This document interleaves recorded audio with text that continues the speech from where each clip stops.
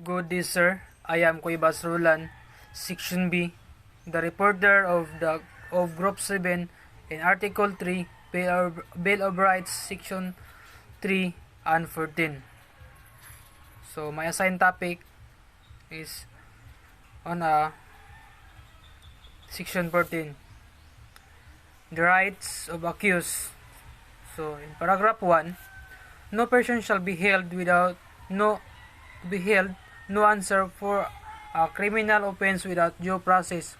So sabot ani nga dili ka ingon nga matawag ka usa ka kriminal kung dili sa legal nga pamaagi sa kuan kanang na kai-hearing ka, ay abogado, na mga witnesses, o dili batas nga moingon nga usa ka kriminal.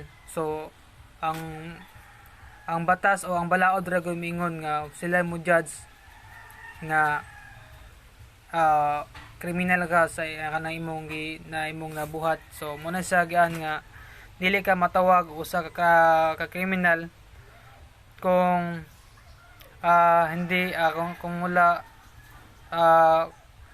kung kan sa balaod nga dili ka gita kung dili sa na kanang basta dili kuan sa batas nga basta dili ang balaod ingon nga ikaw criminal or nakasala sa imong nabuhat.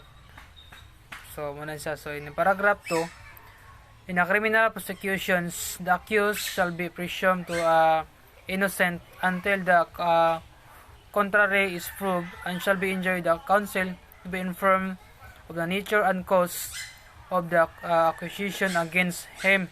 So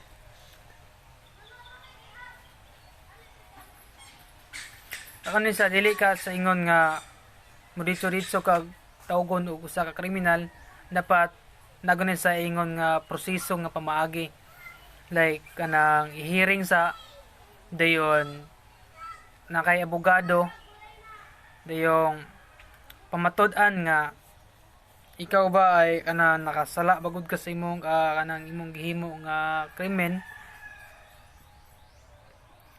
Muna sa gikuan sa in the paragraph 2 nga yan na korte kung kuan ba piskal ana para ang piskal man mo po pasaka dito sa korte aron para legal ang kanang paghearing sa kuan kanang pag-imbestiga kung kuan ba kanang kung guilty bagad kasi mong gibuhat nga kriminal. To next is to speedy impartial and public trial to be meet the witness face to face at to have a compulsory process to ensure the attendance to witness and to product the evidence of behalf. So katungod sa kriminal nga katungod nimo nga ipapaspas nimo ang pag-imbestiga, katungod nimo nga na kay tawag na kanang katungod nimo nga mokuan ka og kanang abogado, pero ang kana pong ga-imbestiga o kanang abogado nga kuan dili sa ingon nga ni pabor sa ba sayang dapat ang yang ikuan gud ang dignidad o kanang kung sagot ang tinuod mo nay kuan sa abogado nga katungod nimo nga mo naay mga witness ana nga mo tubag pud ka kung sa iyang mo katungod po nimo nga mungutana sad ka kung sa witness sa imong kanang sa offender. So munisa the next is the however after the arrangements trial may be proceed notwithstanding the absence to be accused provide that he has appear to his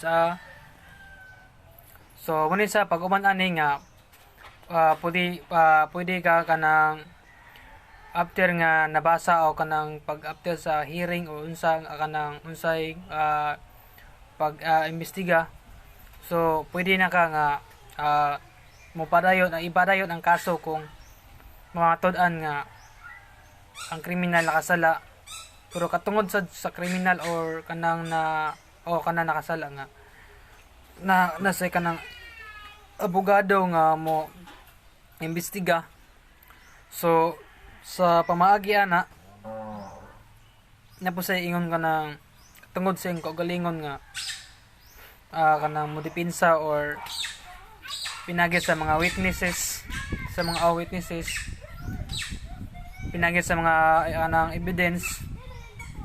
So wala siya ang sa kuan kanang sa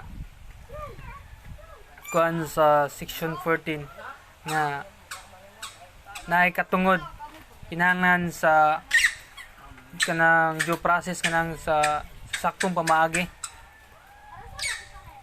So the next is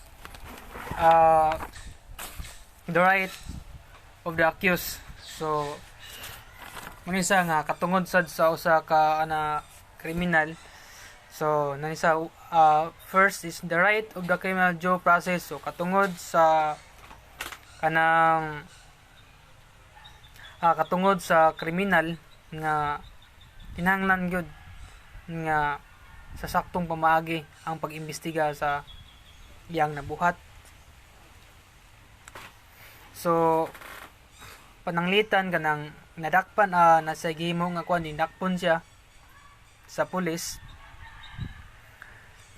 And then, so human ani nadakpan na ka. So no kanang ang law enforcer is mupasa kung complainant dito sa kuan ng piskal.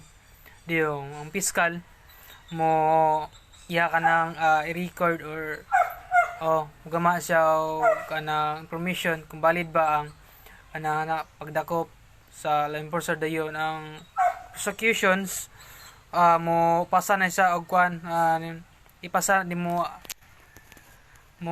pasakan na sa dito sa korte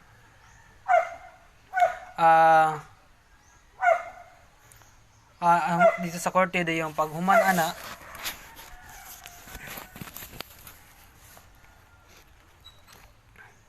so paghuman ana mo na sa kanang kuan kanang the arraignment partial trial proper judge. So katungod nimo na isip usab ka criminal. So the next is the presumption of innocence. So in the presumption of innocence kay usa ka kriminal nga katungod nga dili sa ingon dili katungod nga kanang dili ka sa ingon nga dili ka tawgon dayon nga guilty kung walay kanang due process nga pamaagi kay if kung tawgon ka na mo na sa kay sa kana unconstitutional constitutional na siya nga pamagi. So dapat nga dili ka tawgon nga guilty dayon ana kung dili ka mag-agi sa due process. To be heard by himself and counsel. So unin sa ang to be held by of counsel mo sa nga nanay hearing na yung mga kanang abogado mo sa ang kuan sa to be heard himself of counsel. So next is that to be informed of the nature of cause of the accusations against the cost. So mo siya kanang during the arraignment gipabalo sa kriminal nga ipabalo sa kriminal or the nature of offense nga gikaso niya pabalon nga siya kay ano sa para because it is constitutional rights nga makabalo ang kriminal nga sa unsay ang ipasaka nga kaso. So next is the trial absentia. And trial absentia kapag siya nga siya rausa o bisang wala kanana biktima during the hearing. So bilirag siya na kay murog lugar imbestigahon ra na siya guro the trial of the absentia. So kaning the speedy of the empirical and public trials. So katungod pud sa kanang kriminal nga naisay po siya katungod niya nga ipapaspas ka ng pagproseso sa iyang kanang kaso in a due process.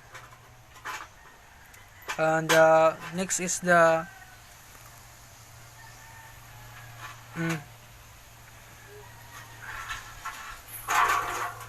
dayon kani pod diri pod in the public speedy of empirical and public trials. So dapat pod ang korte or ang judge wala po sa ingon nga gitago diha sa kanang publiko. Dapat kung say tinuod mo na isi-sulti or kanang mapangtud-an nga madungog sa publiko, wala sa ingon nga nidapig sa both nga iyang gi-imbestigahan. So nanig is the right of the confirmation. So katungod sa criminal nga as or witness sa offender na laban niya, so katungod pod nga mangutanan sa witness o sa kanang katong iyang kaatbang nga so mo sa ang ikuan nga nagyod in the article 14. So nangyod nga mag-agi sa due process ang kanang pag-imbestiga isip sadaan ka or criminal. So that's all of my report in the article section 3 Bill of Rights, article 14,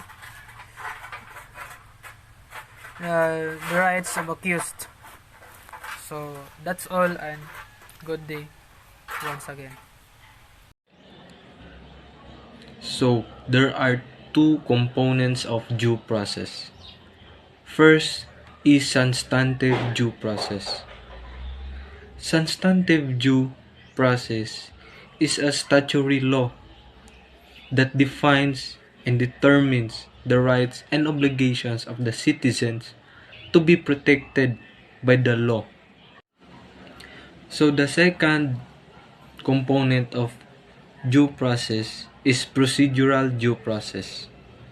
So, procedural due process restrains state and federal power by mandating that particular procedures be followed, just like the right to an attorney, the right to a jury trial, and the right to remain silent. For example, if you are arrested, procedural due process ensures that you will get your day in a court and that your trial will be conducted fairly by a jury of your peers. You can claim that your procedural due process rights were violated if there were issues with the procedures utilized to gather evidence or the methods employed to secure a conviction.